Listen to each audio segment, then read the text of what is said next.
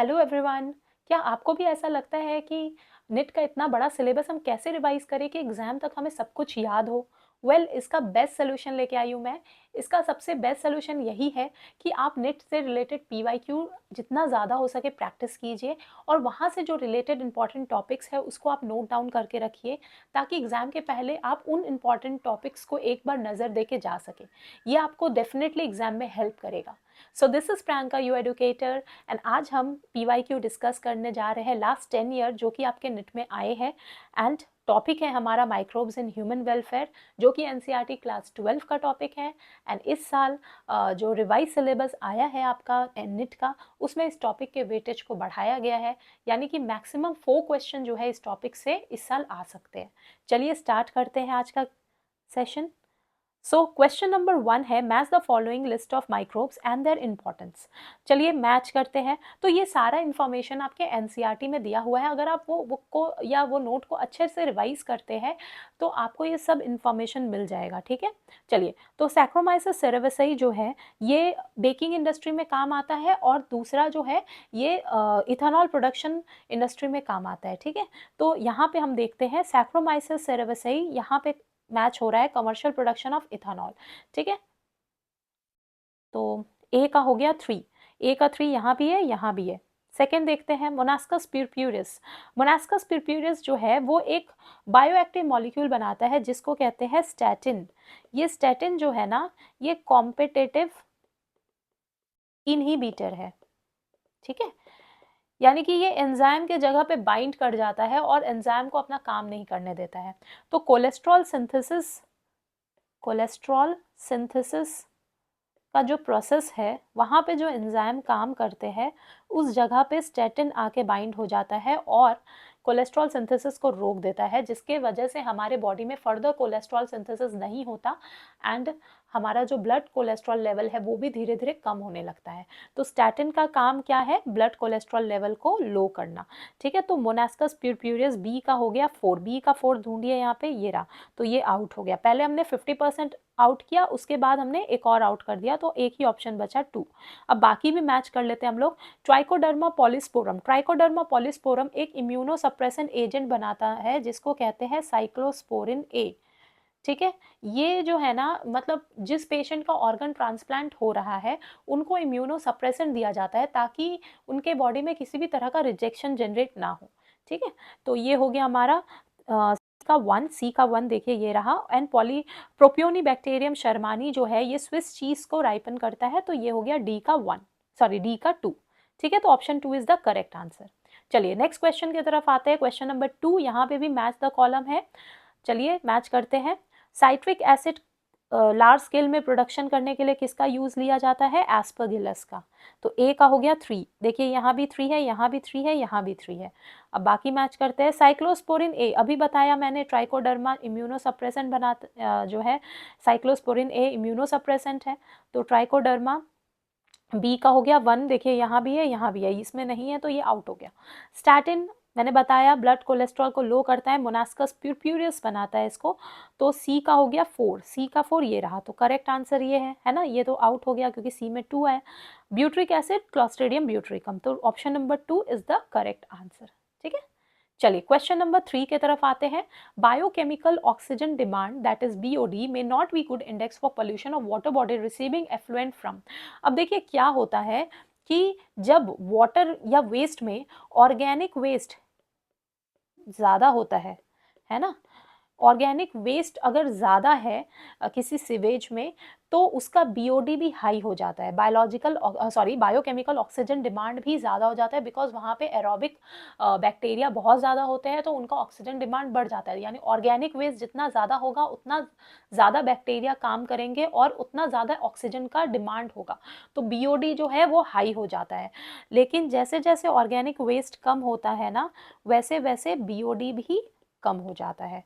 तो जब भी वाटर बॉडी में कोई भी एफ्लुएंट को रिलीज किया जाता है, किसी भी सीवेज से आए हुए एफ्लुएंट को रिलीज किया जाता है, उसका बीओडी चेक किया जाता है। उसका बीओडी अगर लो है तभी उसको वाटर बॉडी में रिलीज करते हैं। ठीक है, वाटर बॉडी में सॉरी वाटर बॉडी में रिलीज़ करते हैं।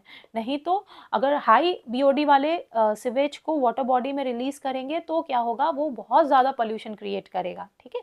तो इसीलिए बीओडी में not be a good index for pollution for water body receiving effluent from domestic sewage, ठीक है।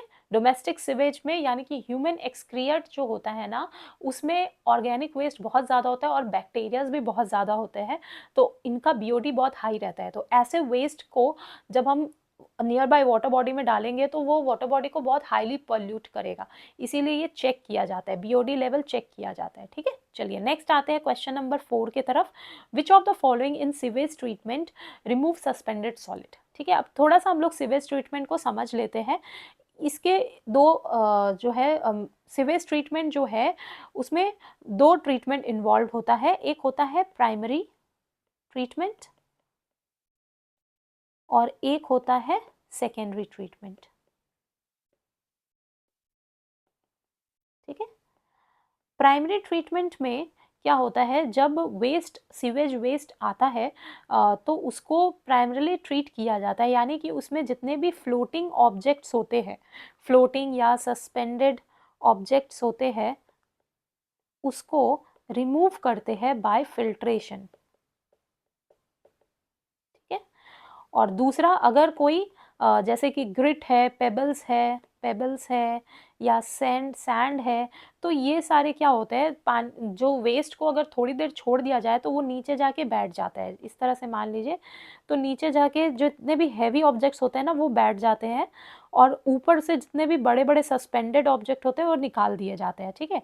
तो इसको जो है सेडिमेंटेशन से अलग किया जाता है, ठीक है। जितने भी हैवी ऑब्जेक्ट्स है सेडिमेंटेशन से अलग किया जाता है। अब यहाँ पे जो बचता है ना, ये जो बचा है इसको कहते हैं एफ्लुएंट। सुपरनेटेंट जो यहाँ पे बचा है इसको कहते हैं एफ्लुएंट, ठीक है। ये एफ्लुएंट को ना भेजा जाता है सेकेंडरी ट्रीटमेंट में। अब इस एफ्लुएंट को क्या करते हैं कि क्योंकि यहाँ पे बहुत ज़्यादा बैक्टीरिया होते हैं, एरोबिक बैक्टीरियाज, तो इसको छोड़ दिया जाता है एक बड़े से एरिएशन टैंक में एफ्लुएंट को, जहाँ पे इसके जो बैक्टीरिया है, एरोबिक बैक्टीरिया, वो क्या करते हैं, वो तोड़ते हैं। किसको तोड़ते हैं? ऑर्गेनिक वेस्ट को डिकम्पोज, या फिर कह सकते हैं सॉरी डाइजेस्ट ऑर्गेनिक वेस्ट, ठीक है। और फिर उसके बाद क्या बनता है, एक फ्लॉक जैसा, यानी कि बैक्टीरिया जो है वो फंगस के एसोसिएशन में मेस लाइक स्ट्रक्चर फॉर्म करता है, ठीक है, जिसको फ्लॉक कहते हैं, सॉरी फ्लॉक नहीं, फ्लॉक कहते हैं, और ये कहलाता है एक्टिवेटेड स्लज, ठीक है। और एक्टिवेटेड स्लज को भेजा जाता है एनारोबिक स्लज डाइजेस्टर में, ठीक है। और ये बैक्टीरिया जो है इनसे बायोगैस प्रोड्यूस कर देते हैं, ठीक है। और जो रिमेन एफ्लुएंट हो जाते हैं, जिसमें बीओडी लेवल कम हो जाता है, उसको नियर बाय वाटर बॉडी में छोड़ दिया जाता है। यानी कि पानी को, यानी इसमें गंगा और यमुना प्लान भी शामिल है, जहाँ पे सरकार ने ये इनिशिएटिव लिया कि जो भी वेस्ट आ रहा है, सिवेज वेस्ट, उसको नियर बाय वाटर बॉडी में छोड़ने से पहले ट्रीटमेंट दिया जाए, ठीक है, जिसको सिवेज ट्रीटमेंट कहा गया। और ये सिवेज ट्रीटमेंट में जो है प्राइमरी ट्रीटमेंट होता है, फिर सेकेंडरी ट्रीटमेंट होता है, और सेकेंडरी ट्रीटमेंट में जो है एक तरह से सारे ऑर्गेनिक वेस्ट को ख़त्म करने का कोशिश किया जाता है, और उससे बायोगैस भी प्रोड्यूस करते हैं, जिसको बाद में यूज़, फ्लेमेबल गैस है तो इसको बाद में यूज़ कर लिया जाता है। और दूसरी तरफ जो वाटर, एफ्लुएंट वाटर जो रिलीज़ हुआ, वेस्ट जो रिलीज़ हुआ, जिसमें ऑर्गेनिक वेस्ट का लेवल अभी बीओडी लेवल कम हो गया है, उसको वाटर बॉडी में छोड़ दिया जाता है, ताकि कम से कम वाटर पॉल्यूशन कॉज करे, ठीक है। तो यहाँ पे जो क्वेश्चन है, विच of the following in sewage treatment remove suspended solid, तो आंसर होगा प्राइमरी में ही सस्पेंडेड सॉलिड को रिमूव किया जाता है। अब देखिए, ये जो मैंने आपको पूरी तरह से समझाया ना, इसमें से बहुत तरह के क्वेश्चन बन के आ सकते हैं, जैसे कि यहाँ पे जो बैक्टीरिया काम कर रहा है सेकेंडरी ट्रीटमेंट में, है ना, प्राइमरी सेकेंडरी ट्रीटमेंट में ये एरोबिक बैक्टीरिया है, ये क्या बना रहा है, फ्लॉक बना रहा है, और एक्टिवेटेड स्लज जो है वो एक्टिव एनारोबिक स्लज डाइजेस्टर में सेंड किया जाता है जहाँ पे बायोगैस का फॉर्मेशन हो रहा है। तो ये सारा इन्फॉर्मेशन आपके लिए हेल्पफुल है, आप इसको याद रखिएगा, नोट डाउन करके। चलिए क्वेश्चन नंबर 5 की तरफ आता है। विच of the following is correctly match for the product produced by them. Match करते चलिए। एसिटोबैक्टर एसिटिक एसिड बनाता है, ठीक है, यहाँ दिया हुआ है एंटीबायोटिक जो कि गलत है। मिथानोबैक्टीरियम मीथेन गैस बनाता है, और यहाँ पे लैक्टिक एसिड दिया है वो भी गलत है। पेनिसिलम नोटाटम पेनिसिलिन नाम का एंटीबायोटिक बनाता है, और यहाँ पे एसिटिक एसिड दिया है, ये भी गलत। सैक्रोमाइसिस सेरेविसे इथेनॉल बनाता है, इसीलिए इसको ब्रीवर्स ईस्ट भी कहा जाता है। बेकिंग ईस्ट तो कहा ही जाता है, ब्रीवर्स ईस्ट भी कहा जाता है, तो ये सही है। Option number 4 is correct, rather all are incorrect. चलिए नेक्स्ट आता है question number 6। Conversion of milk to curd improve its nutritional value by increasing the amount of. अब देखिए, जब मिल्क में लैक्टिक एसिड बैक्टीरिया को इंक्यूबेट किया जाता है तो मिल्क प्रोटीन जो होते हैं ना, मिल्क प्रोटीन जो है, जैसे कि क्या नाम है इसका, केसीन, ठीक है, ये जो है ना, ये एक तरह से कोगुलेट कर जाता है एंड पार्शियली डाइजेस्ट हो जाता है, ठीक है, जिसको हम डाइजेस्ट हो जाता है, जिसको हम कहते हैं कर्ड, ठीक है। और कर्ड में विटामिन B12 प्रेजेंट होता है इस बैक्टीरिया के वजह से, जिसका नाम है लैक्टोबैसिलस, ठीक है। और यहाँ पे जो एसिड होता है वो होता है लैक्टिक एसिड, ठीक है, इसको लैक्टिक एसिड बैक्टीरिया भी कहा जाता है, लैक्टोबैसिलस को। तो यहाँ पे वही क्वेश्चन है, conversion of milk to curd improve its nutritional value by increasing the amount of, तो आंसर है विटामिन B12, ठीक है। चलिए क्वेश्चन नंबर 7 की तरफ आते हैं। Which one of the following equipment is essentially required for growing microbes on a large scale for industrial production of enzymes. अब देखिए, लार्ज स्केल ऑफ एंजाइम्स, अब जैसे कि या तो एंजाइम्स का बोल सकते हैं लार्ज स्केल, जैसे कि लाइपेज होता है, लाइपेज का रिक्वायरमेंट है for making detergents, because detergent जो है वो क्या करता है, जितने भी है कपड़ों में फैट से रिलेटेड दाग होते हैं उन सबको लाइपेज ही तोड़ता है, तो इसलिए डिटर्जेंट में उसको डाला जाता है ताकि फैट से रिलेटेड दाग जो है निकल पाए। दूसरा प्रोटीएज, ठीक है, पेक्टिनेज, ये जो है ये क्या कहते हैं, फ्रूट जूसेस के जो इंडस्ट्री होते हैं ना, उसमें यूज़ किया जाता है to clear fruit juices before packing, ताकि दिखने में अच्छा लगे, है ना। घर में जो जूस होता है वैसा नहीं होता, जो बॉटल जूस होते हैं वो काफ़ी क्लियर होते हैं। और एक होता है स्ट्रेप्टोकाइनेज नाम का एंजाइम, जो कि मायोकार्डियल इन्फाक्शन के टाइम पे पेशेंट को दिया जाता है ताकि उनके हार्ट में जो भी क्लॉट्स है उनको वो तोड़ सके, हार्ट अटैक आने नहीं देगा। तो इसलिए ये एंजाइम भी जो है स्ट्रेप्टोकोकस नाम का बैक्टीरिया के द्वारा बनाया जाता है। तो ये जो एंजाइम्स है ना, इसका भी इंडस्ट्रियल प्रोडक्शन, अगर इसका पूछा तो ये भी है। एंटीबायोटिक का भी इंडस्ट्रियल प्रोडक्शन हो सकता है, वैक्सीन का भी लार्ज स्केल इंडस्ट्रियल प्रोडक्शन हो सकता है। इन सब के लिए जो यूज़ किया जाता है वो होता है बायोरिएक्टर, इसको फर्मेंटर भी कहा जाता है, जो कि एक लार्ज वेसल है अप्रॉक्सीमेटली 1000 लीटर, जहाँ पे एक ऑप्टिमल टेम्परेचर या सूटेबल कंडीशन में जो है बैक्टीरिया को ग्रो कराया जाता है, और ये एंजाइम्स जो भी प्रोड्यूस करना है, एंजाइम, एंटीबायोटिक, वैक्सीन, वो प्रोड्यूस कराया जाता है लार्ज स्केल में, ठीक है। तो लार्ज स्केल में अगर इंडस्ट्रियल प्रोडक्शन का बात हो रहा है तो फर्मेंटेशन के द्वारा प्रोड्यूस कराया जाता है बायोरिएक्टर के अंदर, जिसको फर्मेंटर भी कहते हैं। चलिए नेक्स्ट आते हैं क्वेश्चन नंबर 8। तो क्वेश्चन नंबर 8 में आते हैं, यहाँ पे भी बैक्टीरिया से रिलेटेड है, मैच करते हैं। तो फंगस भी है यहाँ पे, लैक्टोबैसिलस कर्ड में प्रेजेंट होता है, तो ए का हो गया 2, यहाँ भी है, यहाँ भी है, यहाँ भी है। चलिए सैक्रोमाइसिस सेरेविसे जो है ये ब्रेड और इथेनॉल बनाता है, तो इसमें हम देख रहे हैं कि 4 है बी का, यहाँ पे भी 4 है, यहाँ भी है, यहाँ नहीं है, तो ये आउट हो गया। एस्परगिलस नाइगर सेट्रिक एसिड बना रहा है, तो सी का हो गया 3, सी का 3 यहाँ पे है, तो ये सही है, ये आउट हो गया। और एसिटोबैक्टर एसिटिक एसिड ये रहा 5, है ना, सारा ही मैच हो गया, तो option number 2 is the correct answer. चलिए क्वेश्चन नंबर 9 की तरफ आते हैं। Which of the following can be used as a bio control agent in the treatment of plant disease.